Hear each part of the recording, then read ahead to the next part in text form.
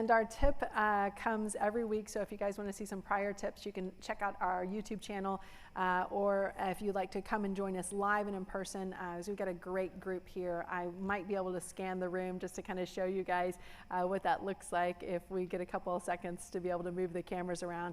But if you'd like to join us live and in person, you can head over to texasreas.com/live. And every week we do a new tip of the week, and here are some of the prior tips that we've been putting up just over the course of the last year or so. And this tip this week is about joint ventures. How many of you guys are thinking about doing this business with another a partner, a spouse, right, or a friend, right? So we're going to talk about some of the different ways that you can do that and be successful, and some of the different ways you can do to really mess that up. So as founder of Texas REIAs, I get to talk to a lot of investors about their deals, but I also get to talk to a lot of investors about their partnerships and those relationships within the partnerships.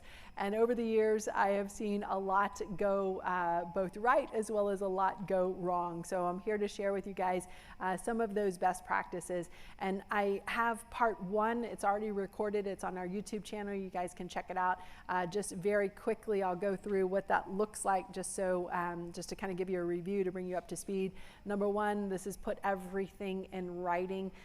Probably the most unfun thing that I've had to do as kind of the mother of the Investor Association is to sort out something that someone did not put in writing and is left to their own devices and their memory and their sleep, and it doesn't work out, I can promise you this. Also want to make sure that every single time you do a JV with someone, there's more than a few things to work out in terms of who does what. And I'm not going to list out every single one of these things because in the last recording we did, we went through each one of those things. And I know this last line is really kind of negative, and I apologize from that. This is actually a quote from my attorney. So he says, prepare for the divorce in the joint venture agreement, right? Prepare for if something goes wrong. And then one of my favorite quotes from the author Darren Hardy, the author of The Compound Effect and the Entrepreneurial Roller Coaster, is inspect what you expect, right? So you don't just expect someone to do their job or what you agreed on. You have to still take part of it and inspect that. I go through a whole lot of details, so if you guys want to see part one, just hop over to the prior presentation you can grab on YouTube. Now I want to go through part two of joint venture best practices, and I've got a whole part three as well, and I'll just kind of give you a little preview as to what that looks like as well. But I think one of the biggest issues that I see is when people stop making everything extremely visible, right? Or extremely transparent. And that especially comes when it comes to the financials, right? So if you are joint venturing with someone and you are in charge of the checkbook, and or you are the one making all of the charges and getting all the supplies, and or managing the contractors and making those payments, you must have excellent expense tracking. If you are a right brainer, you're probably not the one to do this. But if you are the left brain, analytical, put everything into a spreadsheet, have excellent organization and tracking, then you're probably the one in the partnership who needs to be putting this part together. I have seen a lot of contractors commingle funds and projects. I've also seen a lot of investors do that as well. So make sure you have a different set of QuickBooks for each project that you are working on. Some people will have a whole different account or credit card for each of the different projects that they're working on, just to make sure that the right things are going in the right accounts. Scanning of those receipts sounds obvious, but I know you have all seen the contractor with like the front dashboard that's just full of receipts, right? And not organized at all. So getting those receipts scanned, creating a shared Dropbox. So again, this is part of the extreme visibility. This is part of the extreme organization, and sharing that QuickBook access. So I've seen some investors, not show any of the numbers until right at the very end of the project. Does that create some anxiety when you are the partner and you're not knowing how much they're spending? And the answer is yes. So I highly recommend making sure that you share all of that. Manage the contract to a financial budget and time budget. So what does that look like? You all need to agree, both partners need to agree up front what is going to be done on that house, what level of finish out is going to be completed, what the financial budget is for that property, and what the time budget is. So I did top rehabbing best practices about 4 weeks ago. Again, you can check that out on our YouTube channel as well. But one of the big things that I think people miss is not knowing how to budget how long their renovation is going to take. So I will tell you that the best way to figure that out is you take your renovation budget and you divide it by 5,000.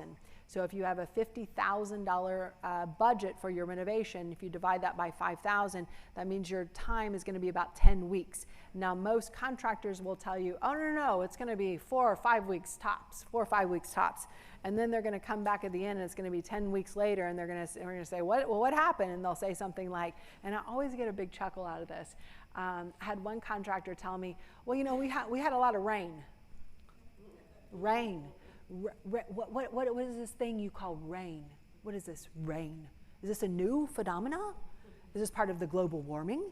Did you not know that there would be the rain before we got started on this project? So you'll get that. Right now, you're not getting as much the rain as you're getting what? I couldn't get the materials, right? So projects are taking longer, which our lenders love. Because they get more interest, right?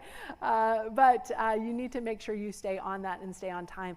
I heard the most interesting stat. I was in an economic forecast last week, and the economist said, did you guys know that roofing nails per pound is higher than the price of silver per pound? What? Yes. Have material prices gone up? What are you seeing contractors doing about that right now? When they're giving you a bid, are they saying, oh, this is good forever? They used to be able to say that, but now what are they saying? Oh, this bid has an expiration date, and it's like in a day, right? Because are these prices going up? And the answer is yes. So really do a deep dive on this stuff. Anything that you are ordering, let me tell you guys, make sure it is in stock. How long are windows taking right now? I've got one of my colleagues working on 2 projects right now. They can't get the electrical boxes right now. I've heard other colleagues, we're not able to get paint.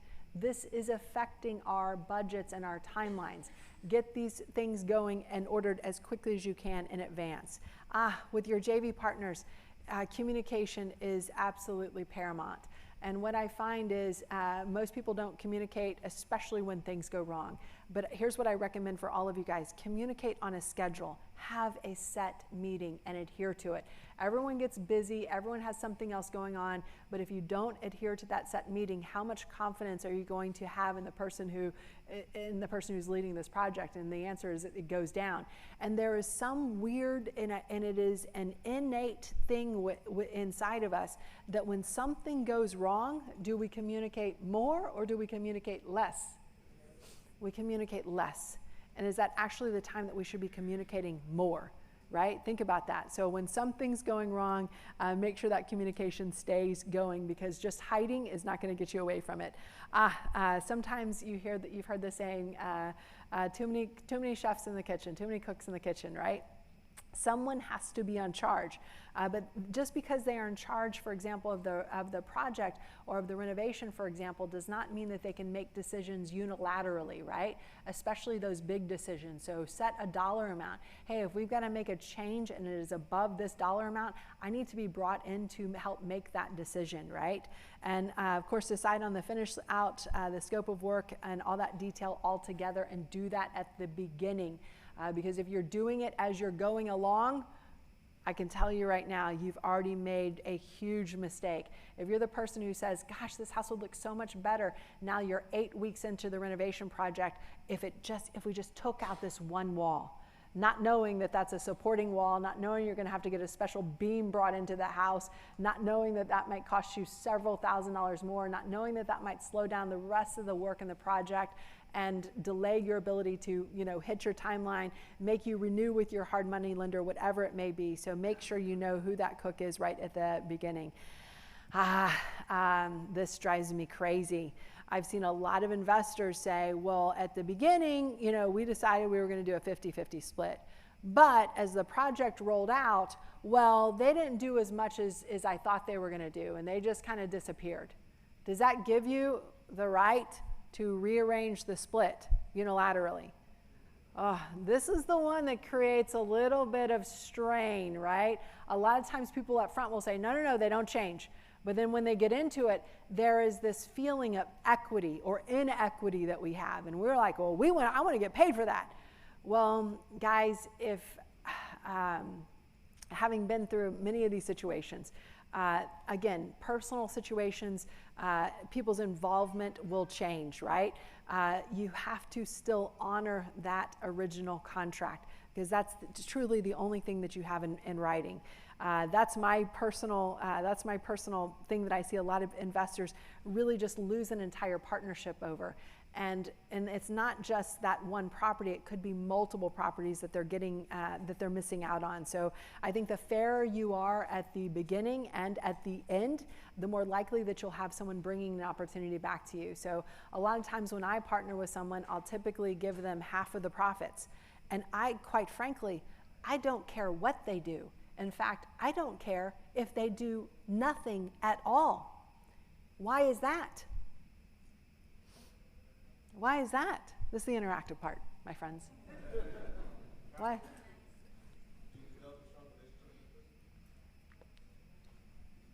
I develop a strong relationship with that person. Why might I not care if they do nothing at all? Well, if they put 50, or you said it's half and half, or you do a half. I'll give them half the profits, yeah. Well, if they're putting up half the money, they probably deserve half the profits. If they're putting up half the money, they get half the profits. What else? You still getting paid regardless. I'm still getting paid regardless, right? Why else? The other person might be a rookie, and the other person might have way more experience. The other person might be a rookie. Am I the only dictator in this whole entire room? Seriously, is it just me? Oh, one of you. Okay, good. Another introvert. You get to make the decisions without talking to them. Great. That's okay. That's good. So yeah, I mean, sometimes it's like you can just watch. We'll go through everything that's going to happen together, but then I'm going to execute. And for me, I don't want anything to get in the way of me executing, right? So for me, it's like it might take more time if I'm, every step like we're doing some type of a consultation. But I'm going to communicate that, and I'm very upfront about how I like to do business right from the beginning. But again, am I going to change the splits at any time after because you didn't show up to the project every day and I did? This is the types of conversations I get into with investors. Well, they never showed up at the project, and I was there every day, and they only showed up once a week, and they only did. No, who cares? You made this agreement. Stick to the agreement. That's how I feel about it. I see a lot of people get in trouble when they're partnering on long-term buy and holds, and they're not married. So what happens? And sometimes when they are married. No, I'm kidding. What happens? Someone dies? Ooh, Dr. Death over there. Normally that role is saved for me. Normally I'm called Dr. No, Dr. N-O, Dr. No, Dr. K-N-O-W, and sometimes when I'm feeling in one of my advanced degrees kicking in, I do become Dr. Death. So that's true too, but what else happens? Bankruptcy, divorce. What else happens? Political climate changes? I didn't know we were getting political in here. What else? Tax bill is due. Here's my half. Oh, shoot. I got all my money in another property. Hey, can you spot me on this? That's not a 20 spot. That's like a 4,000 spot, right? Oh, well, the air conditioner broke. Well, I got my 3K. You got yours? Oh, dang. Does that add up a little bit over time and start to kind of break down a relationship? And the answer is yes, right? So I love JVs for short-term flips. Hey, we're in and out. If we don't like each other, and no problem, we're in and out of this thing in 6 months. But for the long-term buy and holds, and here's what always happens when one of the investors wants to get out. What do they say? I want to sell to you. buy me out. And they say, buy me out at what price? That would be full market price, as if you are not a motivated seller, right? And as it turns out, when you say, I need to get out now, you are officially, to me, a motivated seller. But they want the highest ARV. They don't want to pay any of the closing costs that I will have to pay when I go to resell that property down the road, right? Is that how that works? Guys, hear me now, believe me later. On those long-term holds, just what I'll do with my partners is we'll flip a coin. On the first one, I get the first one, you get the second one. Done, right? And then we'll go back and forth each way going forward. Is that fair? I think that's fair. If you want, or if you say, oh, I've got to have this one, okay, you take this one, you pay me for that deal. Essentially a wholesale fee, right? And then the next one, if I say I want this one, yeah, you'll pay me for that deal. If you get into one of these relationships with someone where you can make something like that work, it does work really beautifully. And guys, I'm going to give you a little preview of what we'll talk about when we go to, oh gosh, and I know this is an eye chart. This is for partnering part 3, JV's part 3. And basically what I did is I broke down each of the typical investor splits based on if the lead has been contacted, uncontacted, if the lead is motivated, if the lead has signed a contract, if the lead is a suspect, if the lead is a prospect, if an entirely new negotiation is needed because the person who brought the deal did not know how to negotiate it properly, and then some additional details on this. And I'll also, when we do part 3, go through all of the notes that are associated with this. This is, guys, how you make something last. This is how you make a partnership last. This is how you are able to grow in your business and be able to really do well from the standpoint of working with other people.